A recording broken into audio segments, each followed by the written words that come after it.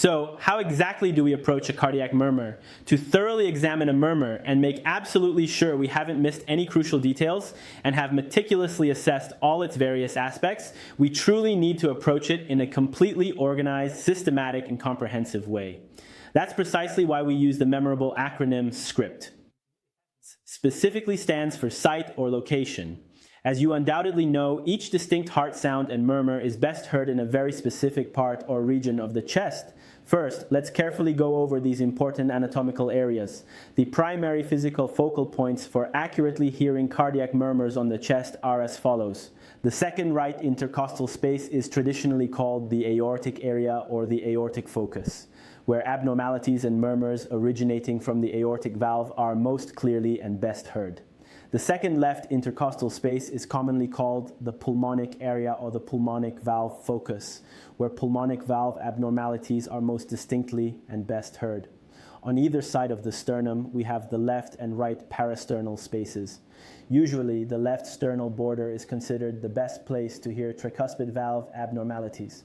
The next important focus is the fifth left intercostal space at the midclavicular line, which we commonly call the apex or the mitral valve focus, which is indeed the best spot for hearing mitral valve abnormalities. There's another significant area just below the left sternal border, specifically here, which we refer to as the left lower sternal border or Erb's area. Erb's area is also considered a very good spot for hearing murmurs that originate from the tricuspid valve. The next focus is the xiphoid or epigastric area, which is quite suitable for hearing tricuspid valve murmurs. The last important focus is the suprasternal notch, which is located right above the sternum. Cardiac murmurs possess different characteristic features and qualities. The first is crescendo, meaning the murmur gradually gets louder and more intense as it progresses through its cycle. The second is decrescendo, meaning its intensity steadily decreases, much like what is observed in a patient with aortic regurgitation. Next is crescendo-decrescendo, where the murmur's intensity rises, reaches a distinct peak, and then subsequently falls, as is typically seen in aortic stenosis. The next group are murmurs that produce a rumbling sound. Rumbling specifically means a low-pitched growling noise, like in patients with mitral stenosis. Another characteristic feature is murmurs that produce a blowing sound. Blowing means a soft, whooshing sound, much like the sound of wind. Murmurs such as those originating from aortic regurgitation frequently produce a blowing sound. Some murmurs are described as harsh, meaning they are very coarse and rough in quality, like the murmur of aortic stenosis. R stands for radiation, meaning cardiac murmurs may be primarily heard within the chest, but can effectively radiate or spread to other adjacent areas of the body. For example, the murmur from aortic stenosis may radiate significantly to the neck. The murmur from mitral regurgitation may radiate to the axilla or the back, and the murmur from tricuspid regurgitation may radiate to the xiphoid area. I stands for intensity, or simply the loudness of the murmur. The intensity of a murmur depends on various contributing factors, but the most important factor is the pressure gradient between the two involved cardiac chambers. The greater this pressure difference or gradient, the louder the murmur we hear.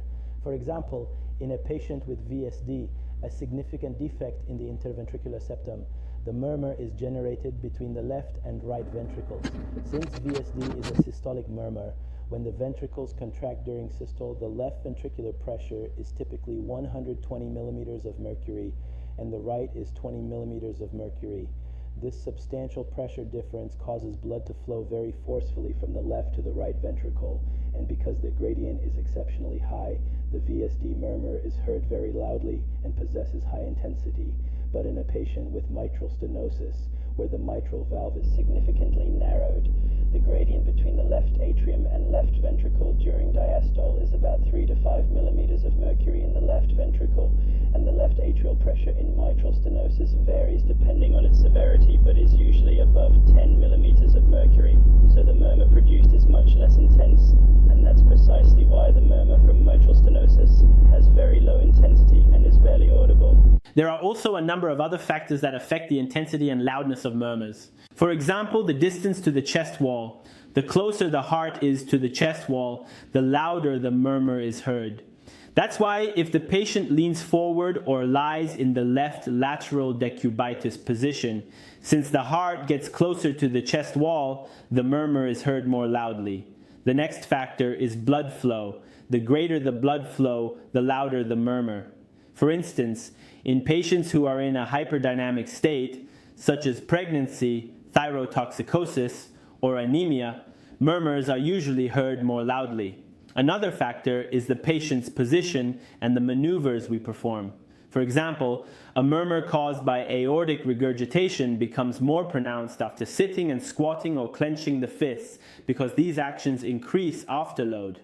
The last factor is the severity of the stenosis. The greater it is, the higher the gradient between the two chambers, and thus the murmur is heard more loudly.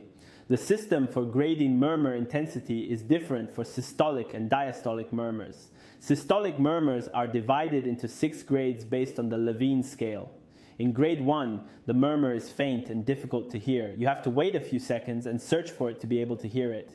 In grade 2, the murmur is still faint but can be heard immediately.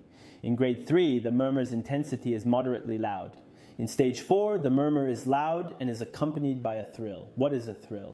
A thrill is the vibration that we feel on the chest wall caused by a murmur. That is, if you place your hand on the chest wall due to the turbulence from the murmur, you can clearly feel that vibration.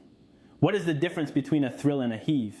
A heave or lift means elevation, like a kick. It means that when you place your hand on the chest wall, due to the abnormalities in the heart, your hand is lifted as if something from inside is kicking it. In contrast, a thrill is a vibration.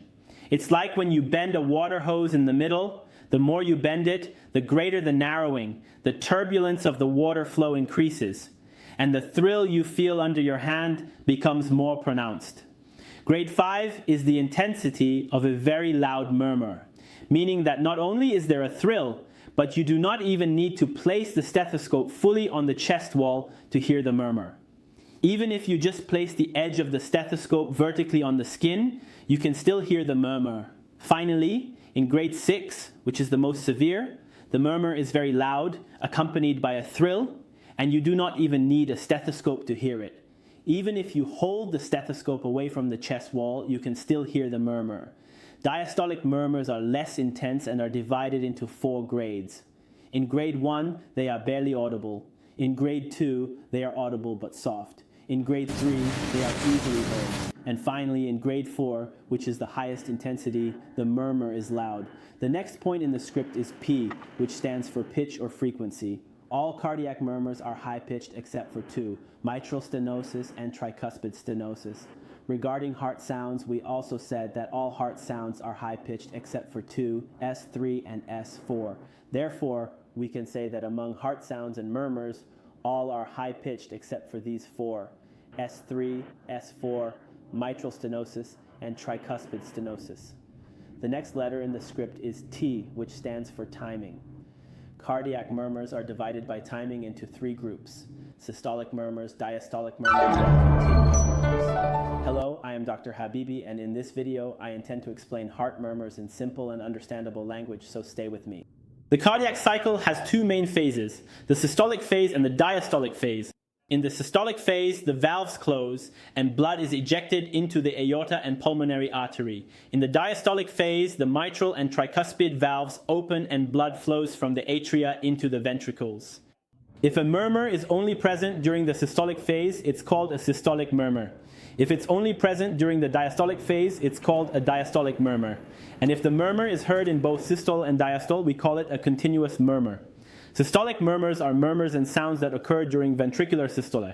During systole, the mitral and tricuspid valves are normally closed, while the aortic and pulmonary valves are open.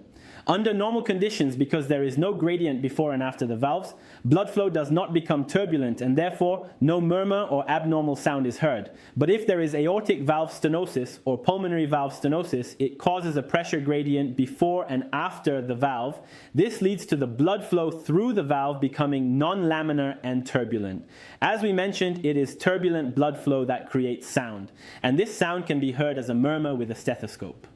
Therefore, turbulent blood flow and murmurs caused by aortic or pulmonary valve stenosis both occur during the systolic phase. As we said, during systole, the mitral and tricuspid valves are expected to be closed. However, if there is regurgitation of these valves, when the left ventricle contracts, some blood flows back into the atria. During systole, there is a pressure gradient between the ventricles and the atria. The left ventricular pressure is about 120 millimeters of mercury, while the left atrial pressure is less than 10 millimeters of mercury. So, if there is a connection between these two chambers, due to the pressure gradient, the blood flow becomes completely turbulent and produces a loud murmur.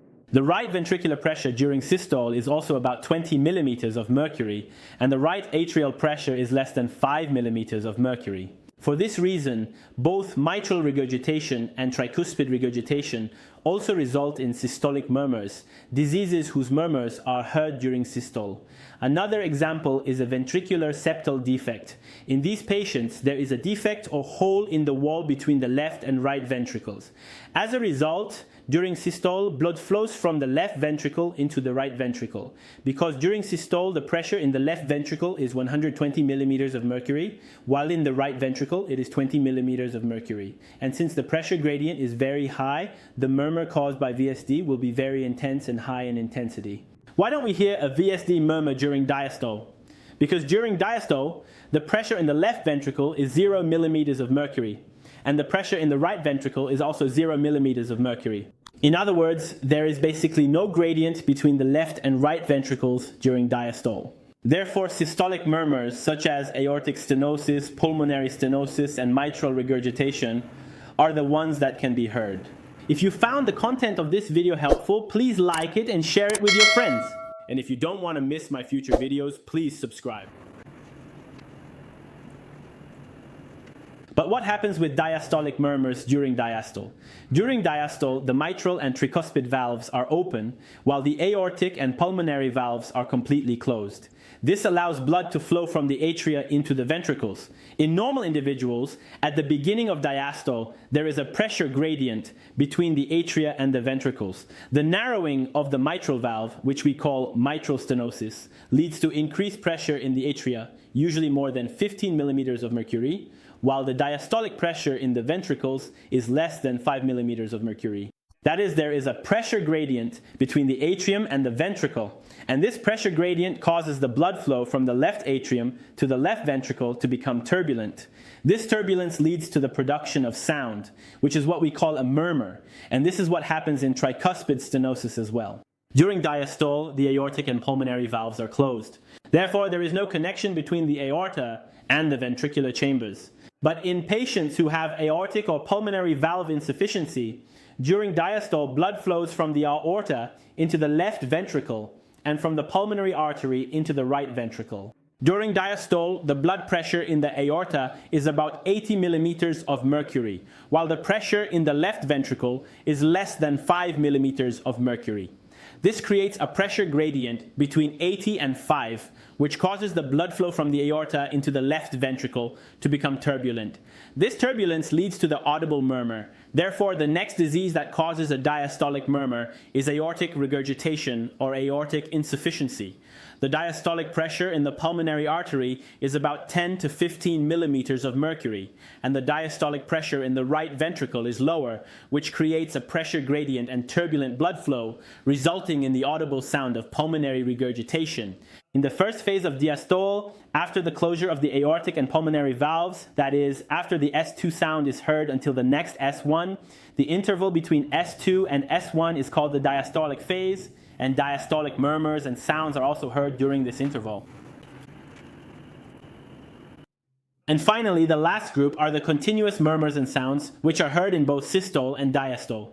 The reason for this is that there is a pressure gradient between the two chambers, both in systole and diastole. The first disease that leads to a continuous murmur is PDA, or patent ductus arteriosus. In these patients, there is an arterial connection between the aorta and the pulmonary artery, meaning these two are connected.